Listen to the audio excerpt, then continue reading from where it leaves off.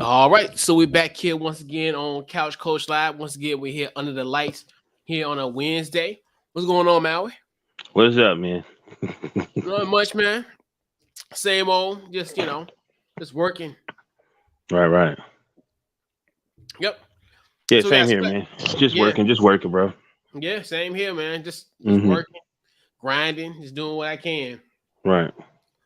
So we got a special episode this week on Couch Coach Live. I think this is like our fifth or sixth year that we did our mid-season. I call it Palooza. I think last year we called it mid-season awards, but you Hmm. get the drift. We've been doing this probably since I want to say about 2017 ish, right Mm. around the time where I've been doing NFL mid-season. So we'll talk about who will award our MVPs, offensive, defensive rookie of the year, coach of the year, most disappointing teams, and then some other things to get you primed and ready for the second half of the NFL season. So we'll get that going. Well, Oh, oh, okay. Yeah, all right. So yeah. what we're gonna do, we're gonna keep that intro and we'll be right back to continue the show.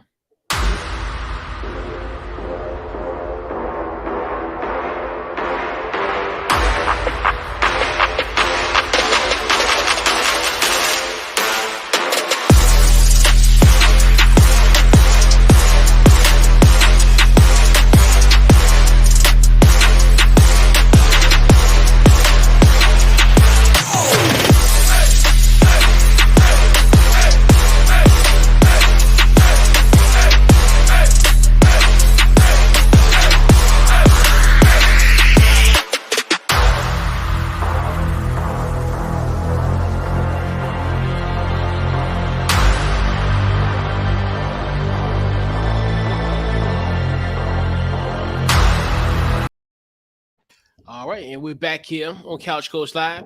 This week's podcast is brought to you by the good folks at Goalie. Head over to Goalie, use our promo code Couch Coach, and get yourself 10% off at checkout. So I still cannot get over the fact that we are in week 10 of the NFL season, and we're literally at a halfway part of the NFL season. It's just hard to believe, this season has flown by. Right. So we got a lot to cover, and throughout the night, we will revisit our picks that we had in September, which I don't remember. sure to go wrong. I got it all. So I you know. can, I know. yeah, I got it. So yeah, and I'll share those, as we progress. So while I get that, so before we do our awards for MVPs, I'm gonna actually pull up our predictions and let me go and update that real quick. And let's see, scroll. All right, so we have it here, and let's see if it's big enough. Let me zoom in a little bit more on that real quick.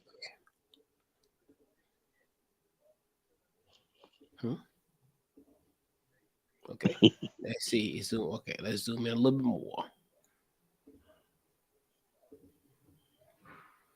All right,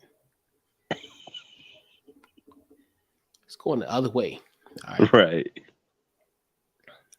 Okay. Oh, I see what it's doing because it's yeah, this is perfect. All right, so we'll just do it from there.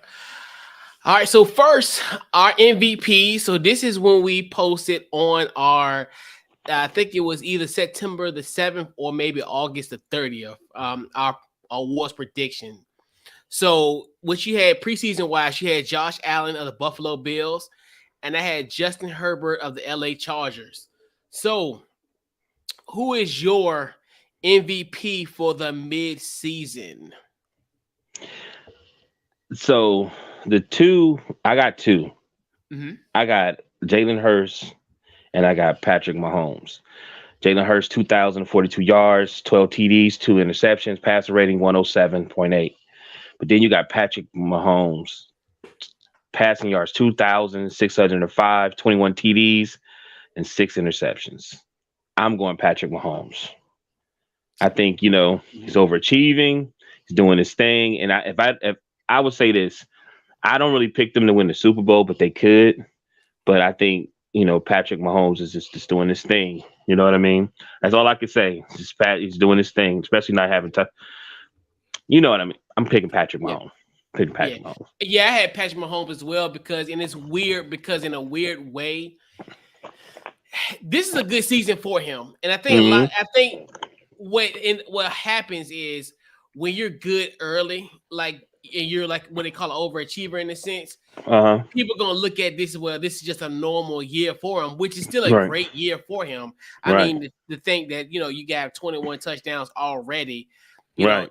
you may not get to your 50 like you did, in your MVP year, but this is still a good year.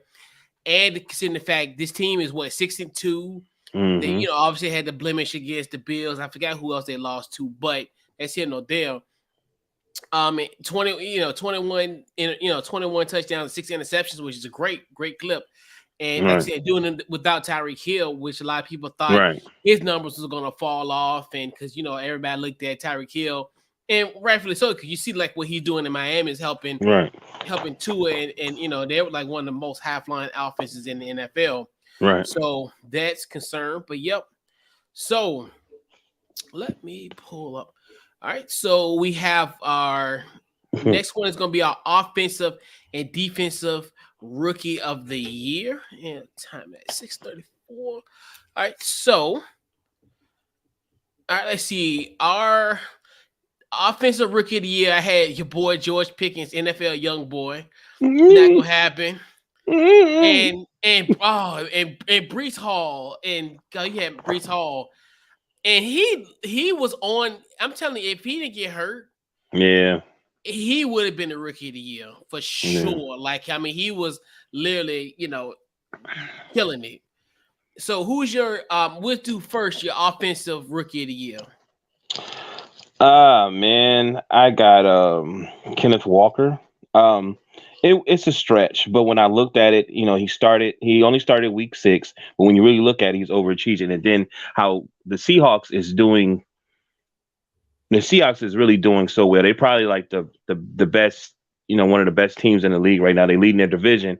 And hey, he's been after out of 111 attempts, he's 500 570 yards with 7 TDs, 12 receptions. Like he's averaging 5 yards a carry. So I'm going with Kenneth Walker the third. Yeah, I was looking at Kenneth Walker from the winning standpoint as well. But Hmm. also my honorable mentions got to be Damian Pierce for the Texans. Because I Okay, mean he's doing his I thing. ain't go that The way. only I thing, the got you. only thing with him is they just don't have a winning record. But Right, he did a fantastic job on Thursday Night Football against the Eagles. That right. kind of gives me hope that we could potentially do some stuff on Monday night.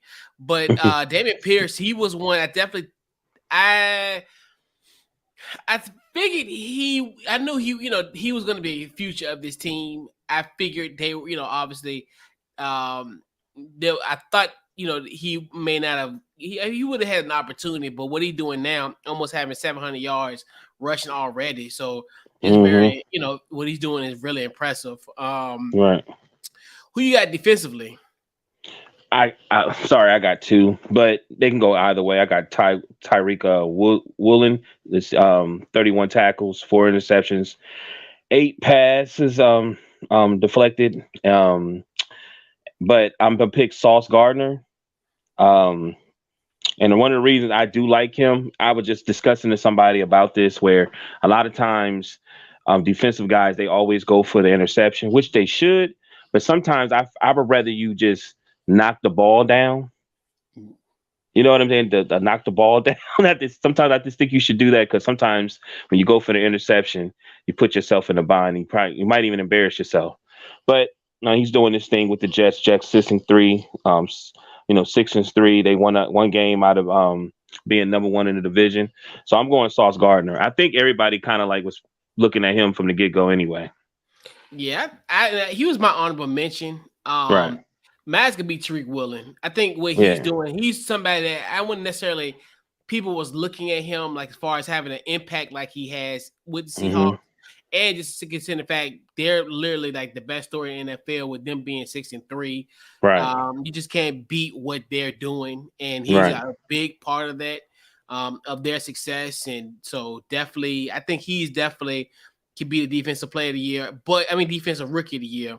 But like I Right. said, Sauce Gardner, I think he'll really get it because also with the success of the Jets as well, and he's a big part of why they're good defensively as well. So Right. they struck it rich, on both of these picks. So yep. So coach of the year, your coach of the year candidate, it looks like it's still a possibility. It's still there.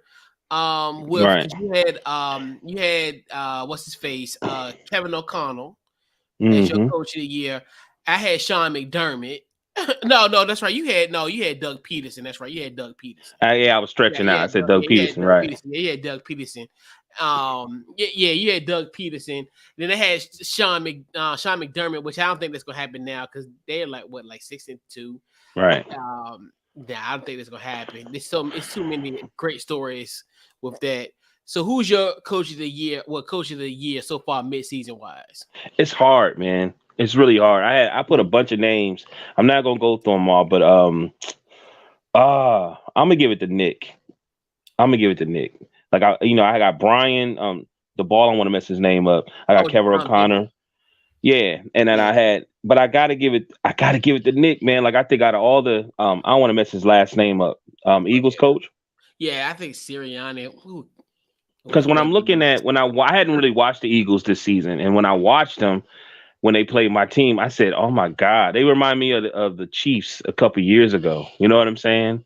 Mhm. Where they just was just dangerous. You didn't know how to stop them, and they would make you look so stupid. You know what I mean? Yeah, Just basic plays that you're trying to do, they're doing it, and it's like, look how easy they like they practice them. They was practicing it against the Steelers, B. But yeah, I'm gonna be honest with you. I'm gonna say him. I'm gonna give it to Pete Carroll though. I want to give it to Nick, but I'm gonna give it to Pete because yeah, I think the Seahawks is doing some things that nobody really thought they were going to do. The you know what I'm saying, look at Geno. Like, would you consider him an MVP candidate? Not necessarily. Comeback player of the year? Well, he really. The thing about that really is for a guy like that had injuries. So like I the got comeback, it'd be like if he had like an injury, like if he had like a sustainable injury last year.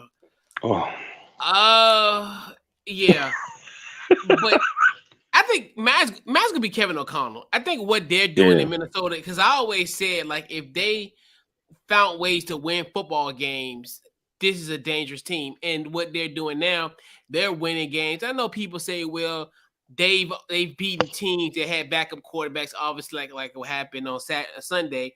But hmm, hey, a win is a win in the NFL. So it's like right, regardless of how you get it, these wins are going to prepare them to potentially host a playoff game. hmm, Potentially, if everything goes right, they could potentially have a bad week off these so-called BS wins that a lot of people the attest games you're to. But supposed to win.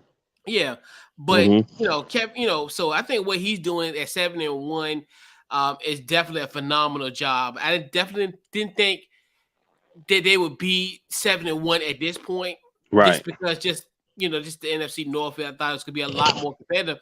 And like I look at this, I look at the standings. I mean, they literally can almost clinch the division within the next 2-3 weeks if everything Wow. falls to their place. I mean, Right. because you think about Green Bay's 3-6, Chicago 3-6, Detroit. I think they had a bad week, so they like 2-6, 2-6. So you damn near almost have a 5-game lead on Green Bay, and you beat Green Right. Bay. So it's like Right. they're literally on the verge of winning this division. So I think what Minnesota has done as well. My honorable mention's got to be Robert Saleh. I think he's someone.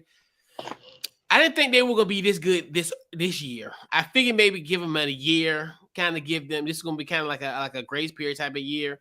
So I looked at it like, well, I don't necessarily think it's gonna be their year, but 6-3, and they've had some great hard fought victories, even obviously Sunday against the Bills. So You talking yeah, about the Jets coach? yeah, Yeah, that's what I'm saying. yeah. This was a very hard It's a lot. category, Yeah, it's coach a of the lot. year. Yeah, it's a lot. Yeah. Yeah. But yeah, he's my honorable mention for sure. I definitely think he's someone that, definitely well deserving of it because, everybody was killing him in the beginning, like, oh, but hey, he's paying huge dividends. And it's a lot like in Dayball, like I said, Dayball should get what he's doing with Yeah. the Yeah, Giants Dable. at Right. 6-2.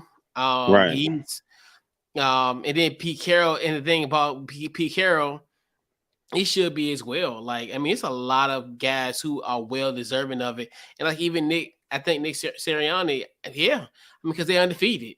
So that's kind of one of those ways, hey, it is what it is, especially considering the fact this is his second year. And, when he took over this team, people thought he was, was coaching a team that was a Hmm. mess. But yeah. And the thing about I've watched them. They look dangerous. They look like they just going down the field. They look extremely dangerous and poised. You know what I mean? Like it. Mhm. I really didn't see like they worried about anything. They just playing and embarrassing people. Like Yeah. I was like I didn't want to believe the hype, but I was like, wow. Yeah, they legit. Yeah, they're a good football team, and that's one thing too. Like they got the beautiful thing about them, they got their interior sold up. Like defensive and offensive lines are secure, Hmm. and then that helps, especially then having the two playmakers, AJ Brown and Devontae Smith on one end. It's almost like pick your poison. Yes, they're definitely an intriguing team. Right. But yeah, they definitely gonna yeah, they literally on the verge of having that number one seed in the NFC and potentially have that bad week. But Right. but it's only halfway here, So Right. hopefully that don't happen. But I digress about that point. So let's see. Get that one. So we did coach of the year. All right. So we went transition from the coach of the year. Now, I wanted, matter of fact, I'm gonna actually stop sharing this part. So this here, so it's gonna next one I want to discuss is our playoff predictions, which I'm gonna go into yours. So Snitch. no, you fine. So you had your divisional winners. You have was still intact. Obviously, the Kansas City Chiefs. Well, all is really intact. Buffalo, Baltimore, and Kansas City, not Kansas City, but and Tennessee, which at that point, yeah, they actually holding firm leads in the AFC in their respective conferences. You got your wild cards was the Las Vegas Raiders, Jacksonville Jaguars, and the Pittsburgh Steelers. And then on the NFC side, your divisional winners was the Rams, Eagles, Saints, Vikings. Your wild cards was the 49ers, Commanders, and the Bucks. So, and then mine, let's see. So I had the Chargers, Bills, Ravens, Titans, the Jeff Saturday led Indianapolis Colts, Pittsburgh Steelers, and the Kansas City Chiefs. And then my division winners for the NFC was the LA Rams, Green Bay Packers, Tampa Bay Buccaneers, Philadelphia Eagles, got that one. San Francisco 49ers, the Washington Commanders, and the Dallas Cowboys. So those were our pseudo our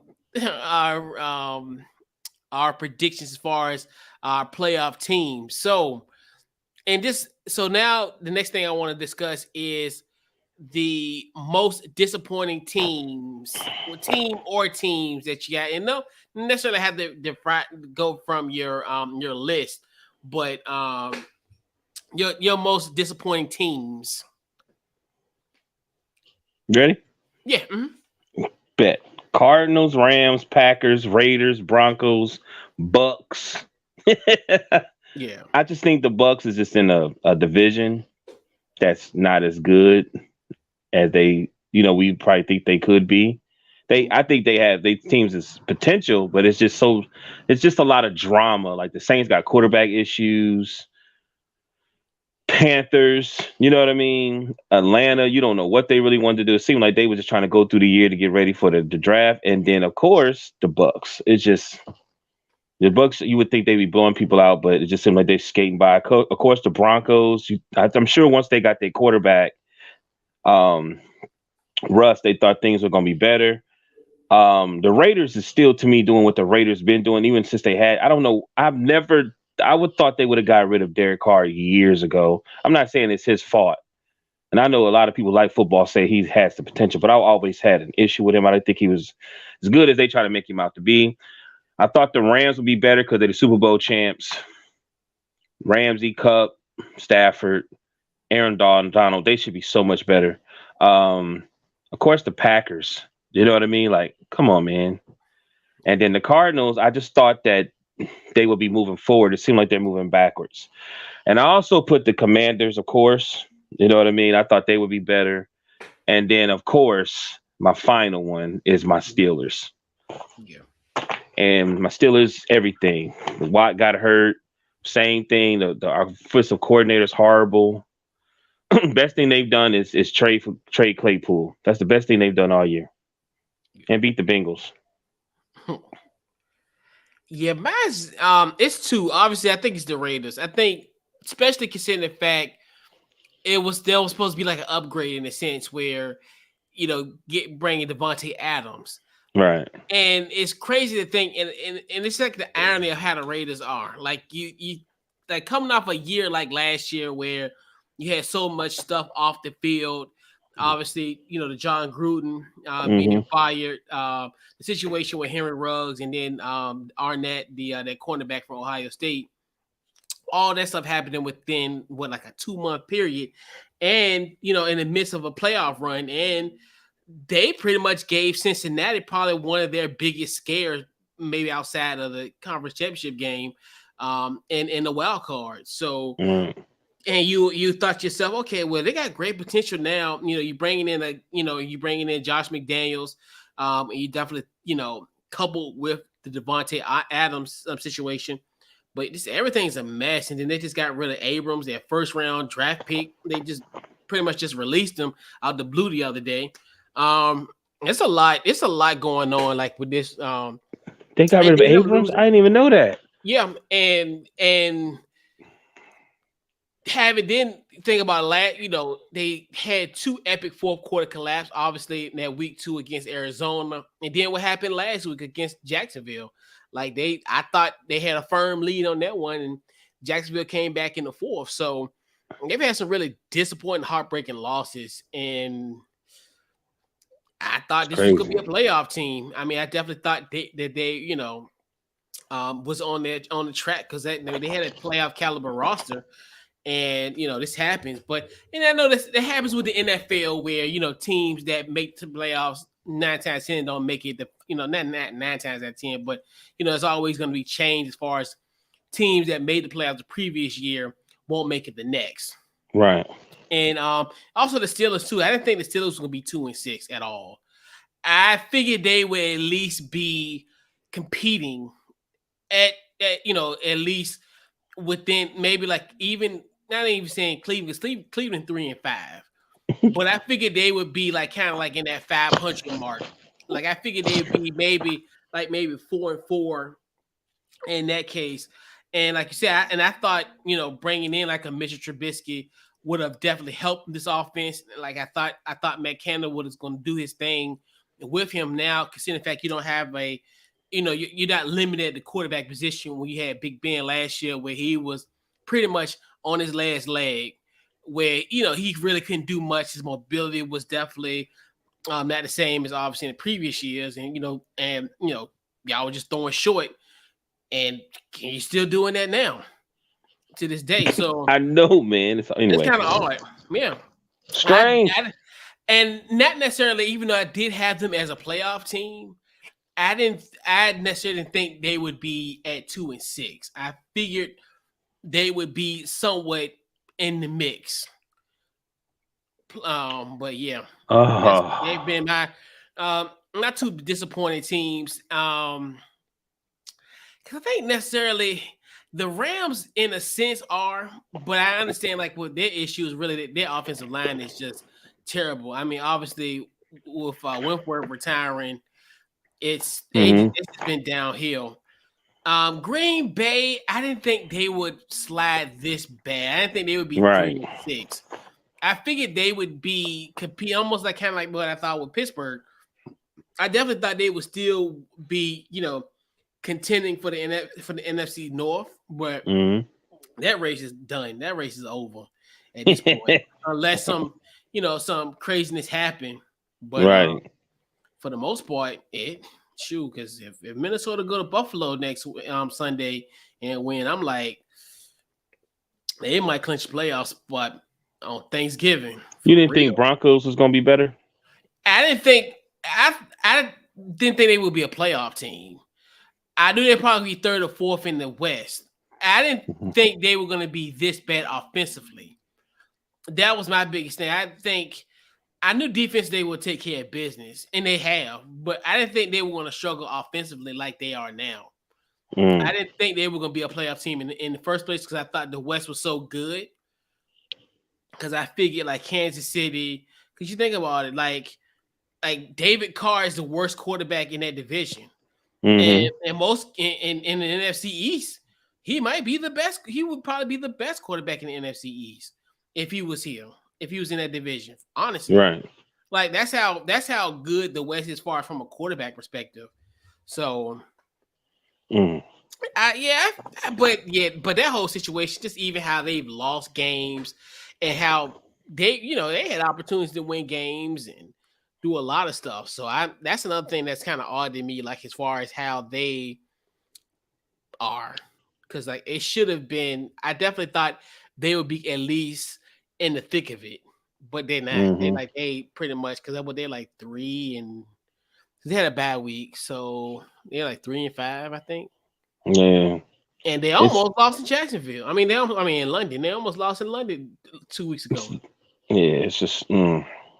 It's just Yeah, like it's weird. Like some of the teams we talking about older players, and this and that, older quarterbacks, teams that we thought should be doing well. It's reminding me of the NBA because it's like some of the teams that you thought would be doing well are looking like what yeah, they 4-7. you know? yep, Like, anyway. yeah, big time.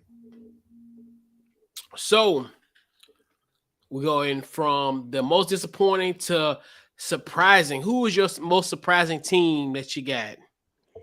Um, I thought about because I know how we doing it, so I thought about the time when we did the preseason this and that. So I put the Seahawks, the Jets, the Giants, the Cowboys, and the Falcons. You said something about the Falcons that would be funny that they would be better than we thought they were. You know what I mean? And then if you pay attention, they right there with the Bucks. You know what I mean? The Bucks can slip easy, and then the Falcons they can mess around and win a division still. Um, did we really think the Cowboys was going to be like this? Um, I maybe not 6-2.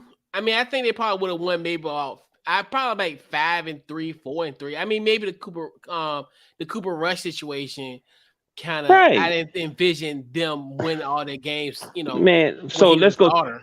first game when Dak got hurt. Everybody was laughing because they was like, man, they not gonna be nothing. They got they said they had one of the hardest schedules or something like that. They The did. schedule didn't work with them. We didn't think they were gonna do anyway. You know what I mean? So the Cowboys, we definitely didn't think the Giants was gonna be what they are, Yeah. and we definitely didn't think the Jets was gonna be. But it was a possibility. I said it could be a possibility that that quarterback step up.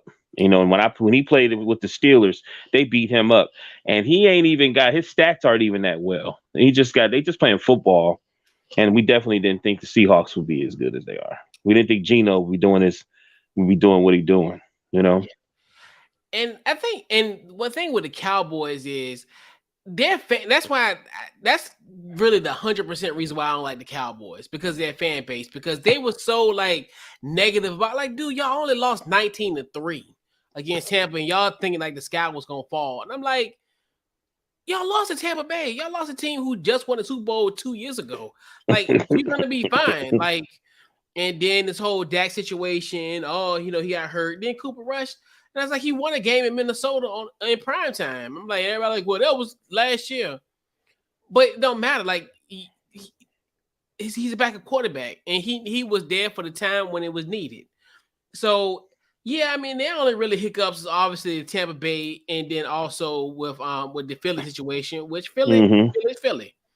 Right. Yeah, I didn't think they would be that that good at this point. I didn't think they would be as far as 6-2. I think one of the biggest surprises, I think me personally, was Minnesota. I didn't think they Oh would be yeah, 7-1. yeah. And I always said, like, even last year, like, God, they won games, they would be in the play, and they would be a playoff caliber team. And now they're winning those games. Right. I look That's at why I didn't that. put them down. That's why I didn't put them down, because I felt like we spoke about that. We said that they games that they lost by field goal or point, and games they could have easily won. So that's why I didn't really say it was a surprise. Go ahead, though. I'm sorry. Yeah, and that's the thing where that's the difference between winning and losing. That, and hate to kind of say it like this in a sense, but that's why Mike Zimmer's not the coach no longer for him, and why I say that, sending his condolences to him and his family, with his son passing. But in theory, that's the difference. Where, and I always say, hey, if Minnesota found, and this was 2021, if Minnesota found ways to win football games, then it's a wrap. And now they're winning games in 2022, and you're seeing now at 7-1. And then considering the fact now they got TJ Hawkinson, which I still cannot believe that they traded that man within the division to get him. And I think he's going to be a nice piece down the stretch for them. As we talked about it last week. Seattle. I definitely have to give a huge apology to the good folks in the Northwest part of the country.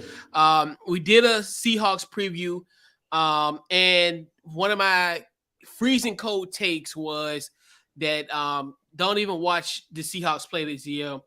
Focus on Alabama and watch your what I call their new quarterback, Bryce Young, and they're not getting that unless Denver sync up the joint. They got Denver's pick. But once again, my sincerest apologies to the Seahawks fans. You guys have won 6 games, and it's not even November the 10th. Like, it's crazy. Like, it's not even, we're in week 10 and they won 6 games. Right. So I give them kudos for that. The Giants, I think the Giants was a team, I figured they would be like a dark horse, kind of scary, like kind of lurking, but I didn't think they would be 6-2. They've won games that they had no business really winning.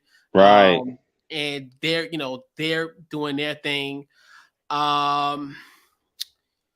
Didn't like the Jets. I think the Jets, like we talked about it earlier, I talked about, as far as the case of Robert Saleh being the coach of the year. But yeah, that's definitely but I think Seattle is the one that really no one thought. And right. But yeah, so let's see who got here. So we have a team that's under 500 that will not a team under 500 that will make the playoffs. I put Steelers, but it's a long shot.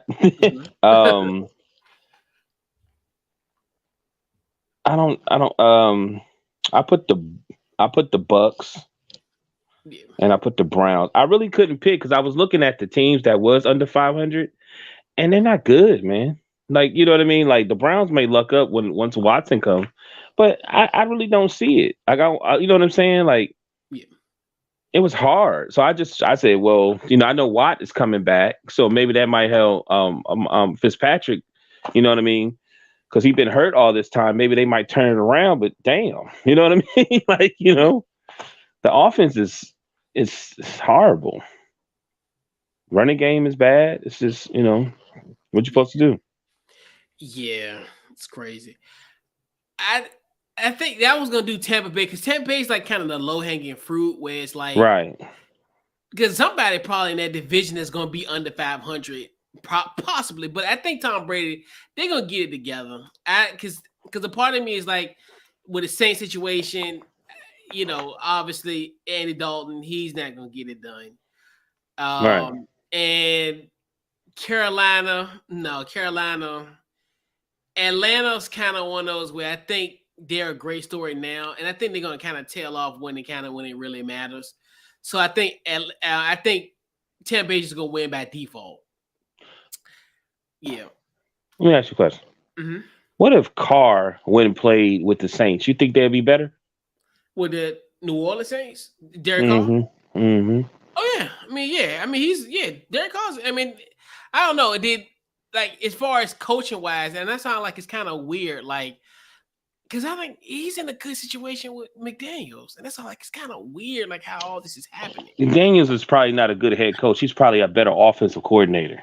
Yeah, and that's the thing where it's odd, like it's just strange, like how all happens, and then his coach in New Orleans would be Dennis Allen, and it's just like yeah, and so it's kind of like I mean yeah, because Derek Carr he has a talent, and obviously yeah, they would be a lot better because that's really been an issue. Because you even look at even in the Monday Night Football game where Andy Dalton turned the ball over in the most critical time where they at that time they had a somewhat of an opportunity to still win that football game, and he turns it over and it becomes a pick six, and then that changed the whole complexity of the game.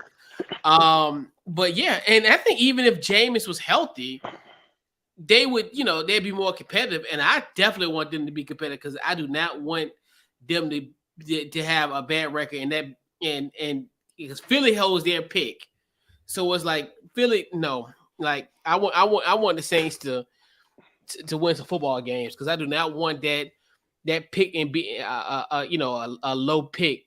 I don't want it to be no more than a top 15 draft pick. The Eagles should not be drafting in the top 10. They bet not. Right.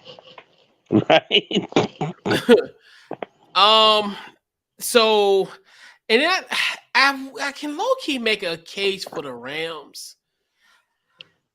The Rams they have a really interesting schedule that may lend themselves to a potential run. It's gonna be rough. Oh, really? But they're 3-5, and it's almost like if you would and then just how the West is, they're not really technically out of it. They have they got a shot. They really got a legitimate shot to actually take care of business. The only the thing about it is because you got San Francisco that's 4-4, and then you got Seattle at 6-3. The good thing about them is obviously I don't know, their schedule is kind of interesting, but the simple fact that they do play Seattle, they play Seattle twice, so that's kind of one of a good thing. And they they'll play them on December the 4th in Seattle, but then they'll play in LA on December the 4th, and then they have to go to Seattle in week 18. So that can kind of balance themselves out. Right. They had some interesting ones down the stretch. Obviously, I think a great cure for this losing streak is going to Arizona, playing Arizona. They go to New Orleans, and then they go to Kansas City. That's going to be an interesting stretch for this team, and to kind of see how they can literally at this point going into the month of December, they could be above 500 potentially. You see, Ramsey said that he want the offense to step up because they putting too much on the defense. Oh, for sure. And then they got the Raiders. They got to go to Green Bay, which I think that's gonna be kind of interesting on the Monday before Christmas. Wonder how weather would play in that case, and they got some interesting games. I definitely think they got a legit shot if they can. I think they can do it. I think they could. If there was a team that was below 500 that can make the playoffs, I would bet on the Super Bowl champs. So we have a team over 500 that will not make the playoffs. You ready?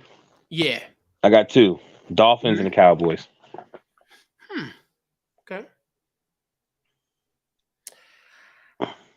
You know what? I'm. This is gonna be odd. So the first one, because I got an NFC and an AFC one, so I'm gonna start with the AFC, and this is LA Chargers. Yeah, I have, yeah. I have the Chargers are they're interesting. Obviously, they pulled out a win in Atlanta last week. They got San Francisco. They got Kansas City coming up. Then they got some interesting games. Obviously, they go to Arizona and they go to Las Vegas in back-to-back weeks on November the 27th and December the 4th. They got an interesting December stretch, obviously, and I think they're going to be playing teams that kind of like on that cusp of like you got Miami, Hmm. Tennessee. I think Tennessee is going to be still a team that's going to be vying for a playoff spot. The day after Christmas, they go into Indianapolis, which that's going to be an interesting game from that perspective, as far as what will Indianapolis look like Hmm. at that point in that juncture. Then they got the Rams, and then they go to Denver, and that's gonna. I think that's going to be a really interesting proposition for them to be on the road yet again in a Week 18 game, and what can Justin Herbert do? It's Right. going to be definitely interesting. I think they're going to be a team. They're going to hover at that 500 mark, and if they're going to hover slightly above it. But they're going to be interesting. Mm. You got faith in them Chargers. You always have faith in them Chargers, man. Well, yeah, they're not going to make it. That's what this year. I'm telling you, it's weird because I actually had them winning. Right, It's you like did. the years that I predict them to be good, then they be Hmm. bad. The years I have them bad, they're good. That's why Right.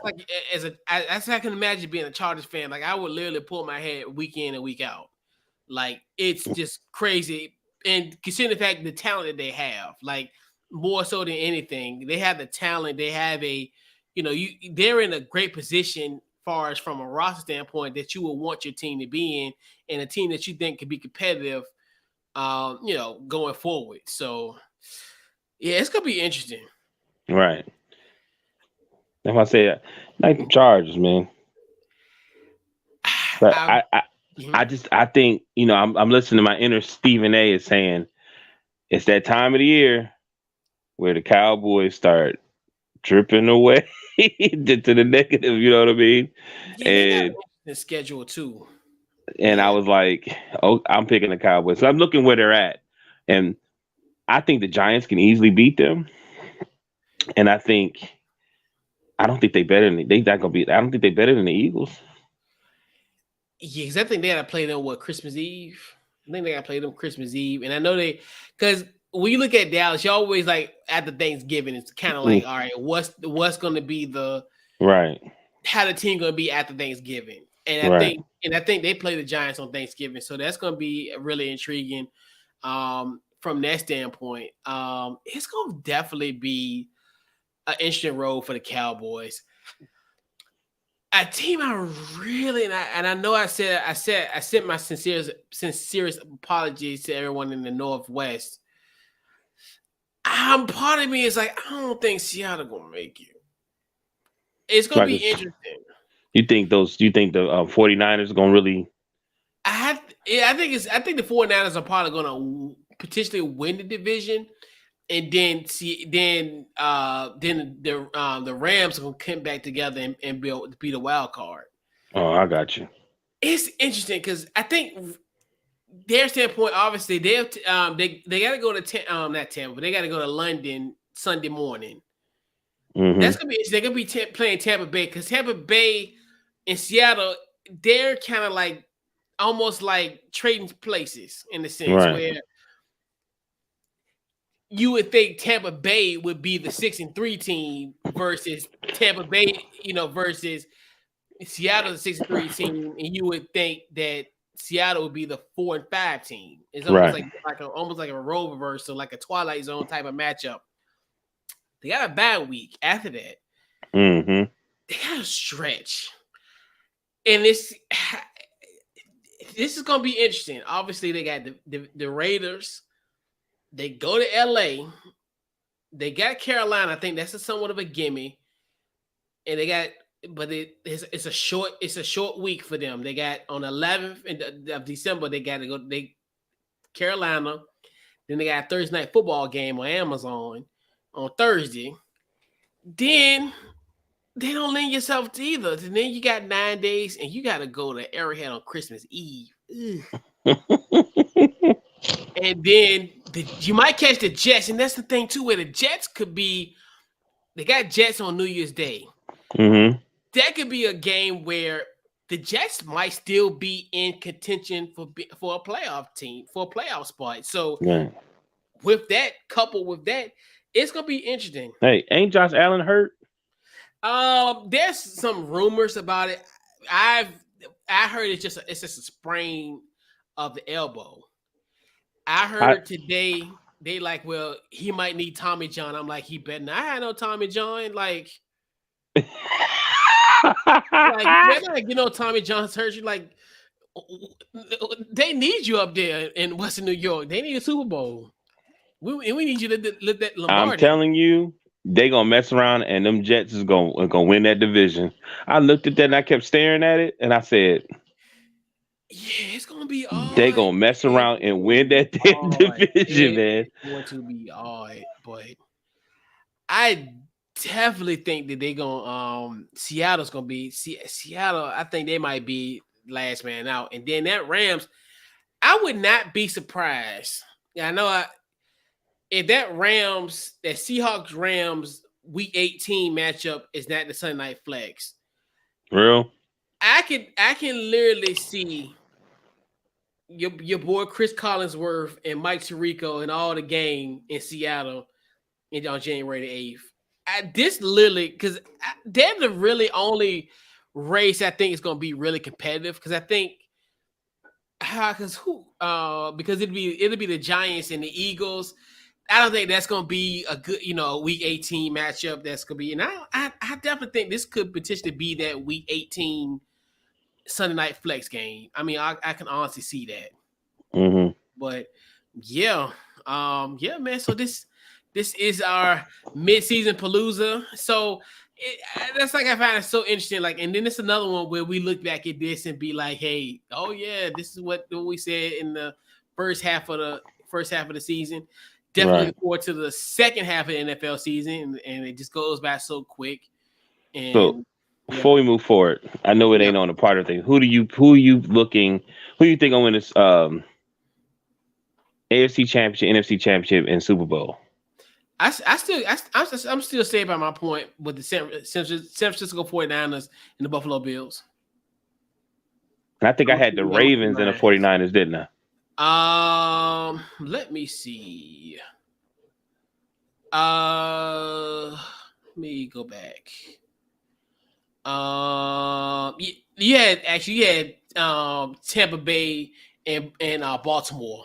Matter of fact, I'm gonna put it up on the screen. Tampa Bay and Baltimore. Yeah, I put it on the screen real quick. But yeah, I'm gonna still stay pat with my prediction. Mm. Yeah, you still think the Bills gonna get there, huh? For sure. Yeah. Yeah, they'll get there. It's so stupid. Oh yeah, they're getting there. Oh yeah, they're gonna make it unless this whole situation, Josh Allen is like more severe than what they're saying. Because when I heard they said Tommy John surgery, I was like, oh no.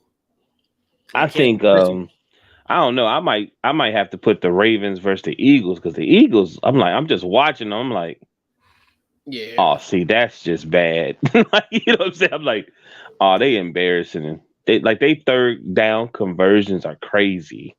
Yeah. But yeah. All right. Yep. So we'll put a bow on this week's Couch Coach Live. Social media, any thoughts before we head on out? Hey man, see you next week. Deshaun Morgan Facebook, DT Morgan 78 Instagram. Great show. We ain't that far off, but sports right now is very interesting. It seems like they really trying to get rid of all the old, and the new generation is really pushing forward. Yeah, for sure. Yeah.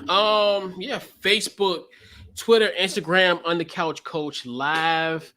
Got a lot going on. Obviously, check the other my Watch the Commanders podcast. Commanders in the chat. That's Commanders ITC. Anywhere you get on social media. Also check me out on Eagles Elite. I'll be there shortly. That's go to playcallers.com/Eagles Elite. Be there momentarily there when I got Cool McCain. Cool. So we'll be on there. Also, check out the website, couchcoachlive.com. And also go on there. Also, we have our VCU Ram basketball recap from Monday night's game on there on the website as well. So you just go to Couch Coach Live, it's the feature post, or you can just go on Couch Coach Live, click that VCU Rams button, and it have all the game updates for the games for this upcoming season. So, yeah, man. Another great show, Mid Season Palooza. Once again, love doing these every year because it's like you know, it's one of those things where it's like, okay, who's right, who's wrong, and like right. It's and the freezing, the cold takes and the hot takes that we got. So yeah, right, yeah, wasn't that far off? No. I mean, especially considering the fact 10 weeks has already passed and a lot that's going on. But yeah, so. This has been this week's Couch Coach Live. And we'll catch you guys next week. And we are out. Well.